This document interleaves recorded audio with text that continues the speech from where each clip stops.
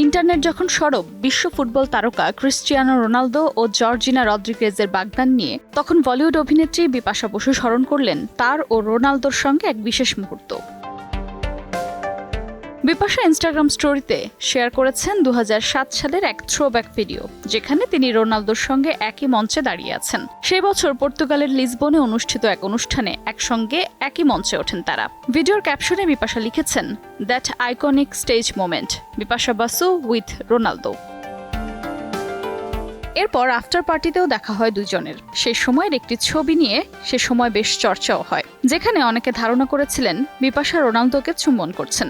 বিতর্কের সময় বিপাশা সম্পর্কে ছিলেন অভিনেতা জন আব্রাহামের সঙ্গে। পরে আপকে আদালত অনুষ্ঠানে বিপাশা ব্যাখ্যা দেন, পার্টিতে শব্দ এত বেশি ছিল যে কথা বলার জন্য রোনালদোকে বারবার ঝুঁকে আসতে হতো। তৎকালীন সময়ে ভারতীয় ভক্তদের মধ্যে মজার আলোচনাও শুরু হয় যে বিপাশা যদি রোনালদোকে বিয়ে করতেন তাহলে একদিন তাকে জিজাজি বলে ডাকতে পারত তারা। তবে সেই গল্প আর বাস্তব হয়নি। এদিকে দীর্ঘ 8 বছরের সম্পর্কের পর অবশেষে জর্জিনাকে বিয়ের প্রস্তাব দিয়েছেন রোনালদো। আংটির ঝলমলে হীরের ছবি পোস্ট করে জর্জিনা লিখেছেন, হ্যাঁ তোমাকেই চাই, এই জীবন আর সব জীবনে।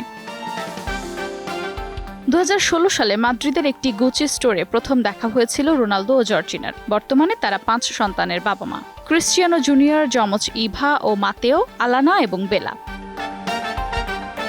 আফরোজা মৌটুসী, সময় সংবাদ।